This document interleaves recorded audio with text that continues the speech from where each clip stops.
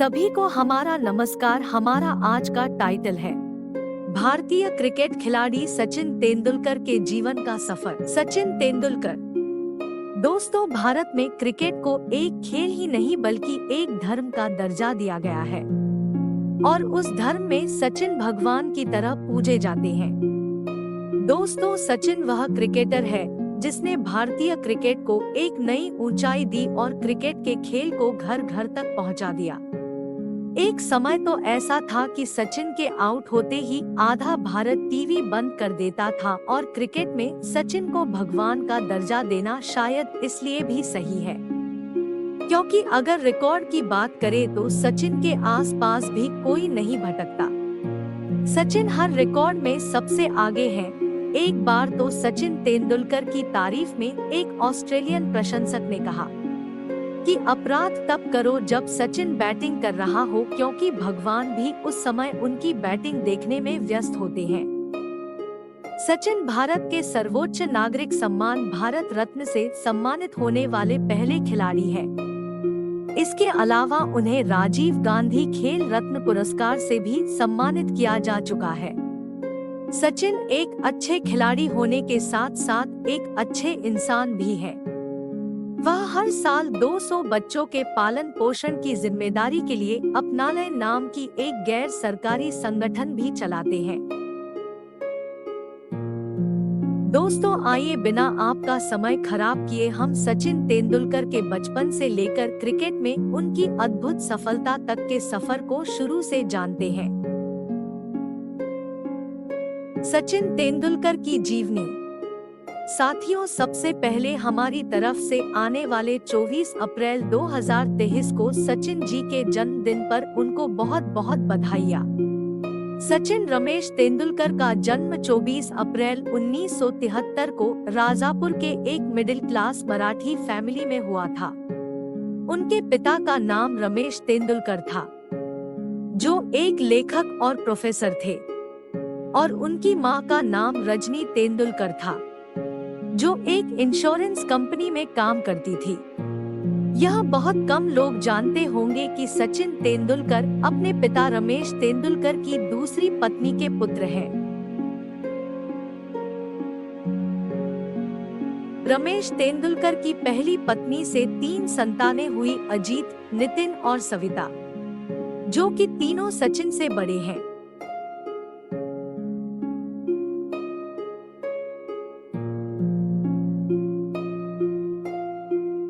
सचिन तेंदुलकर का नाम उनके पिता रमेश तेंदुलकर ने अपने प्रिय संगीतकार सचिन देव बर्मन के नाम पर रखा था।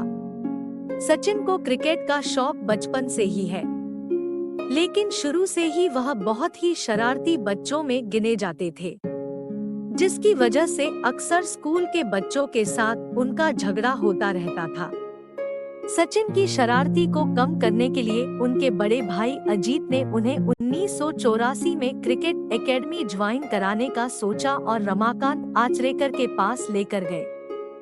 रमाकांत आचरेकर उस समय के प्रसिद्ध पहुंचने के लिए जाते थे, लेकिन सचिन पहली बार उनके सामने अच्छा प्रदर्शन नहीं कर पाए और आचरेकर ने उन्हें खाने से मना कर दिया।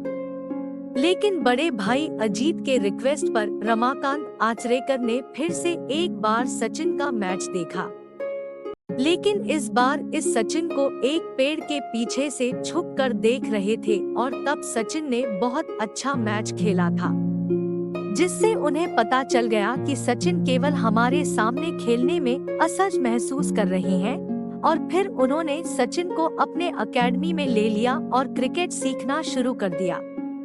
आगे चलकर आचरेकर को सचिन के बैट पकड़ने के तरीके से प्रॉब्लम थी, क्योंकि सचिन बैट को बहुत पीछे से पकड़ते थे और आचरेकर के हिसाब से इस तरह से बैट पकड़ने पर अच्छे शॉट्स नहीं लगाए जा सकते थे।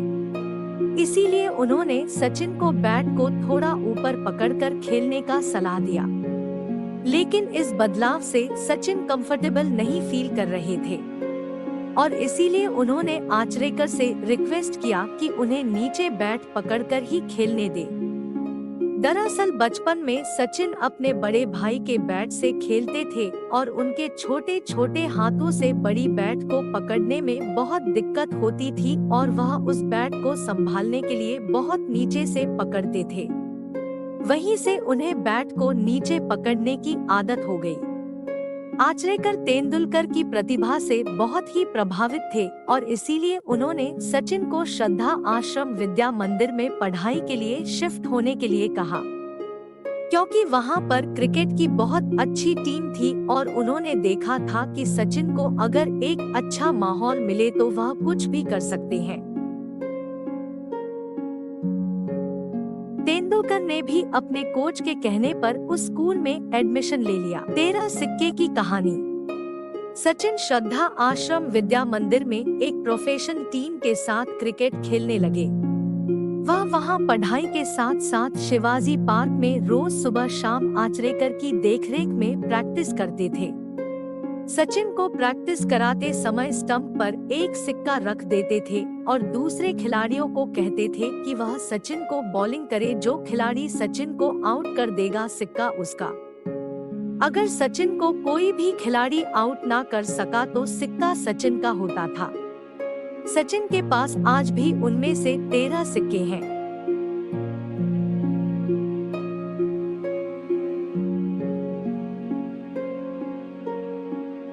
जिन्हें वह सबसे बड़ा इनाम मानते हैं। डेनिस लिली की ट्रेनिंग। सचिन के मेहनत और प्रैक्टिस के दम पर उनका खेल बहुत ही जल्दी निकल गया और वह लोगों के लिए चर्चा का विषय बन गए।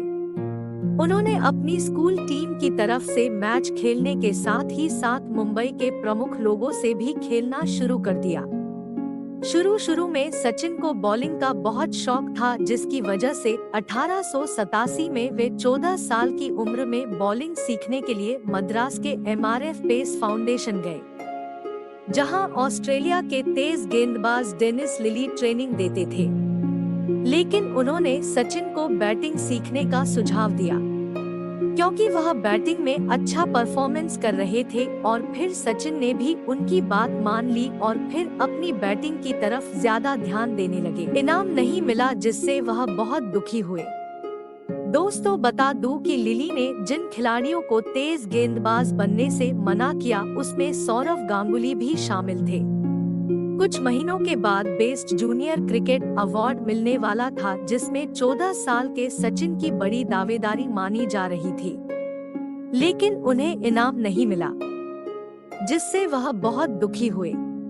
और तभी उनका मनोबल बढ़ाने के लिए पूर्व भारतीय बल्लेबाज सुनील गावस्कर ने उन्हें अपने पैड की एक जोड़ी दे दी। तेंदुलकर ने लगभग 20 साल बाद 34 टेस्ट शतक की गावस्कर की विश्व रिकॉर्ड को पीछे छोड़ने के बाद इस बात का जिक्र किया था। उन्होंने कहा कि यह मेरे लिए उस समय प्रोत्साहन का सबसे बड़ा स्रोत था। कैरियर की शुरुआत। 14 नवंबर 1987 को तेंदुलकर को रणजी ट्रॉफी के लिए भारत के घरेलू फर्स्ट क्लास टूर्नामेंट में मुंबई की तरफ से खेलने के लिए सिलेक्ट किया गया, लेकिन वह अंतिम 11 में किसी भी मैच में नहीं चुने गए। उनका इस्तेमाल उस पूरी सीरीज में केवल रिप्लेसमेंट फील्डर के लिए किया गया था। एक साल बाद 11 दिसंबर 1988 को सिर्फ 15 साल और 232 दिन की उम्र में तेंदुलकर ने अपने कैरियर की शुरुआत मुंबई की तरफ से खेलते हुए गुजरात के खिलाफ की, जिस मैच में उन्होंने नाबाद शतक बनाया और फर्स्ट क्लास क्रिकेट में अपने पहले ही मैच में शतक बनाने वाले सबसे युवा खिलाड़ी बन गए। और फिर 1988 से 1989 सन में पूरी सीरीज में मुंबई की तरफ से सबसे ज्यादा रन बनाने वाले खिलाड़ी बने।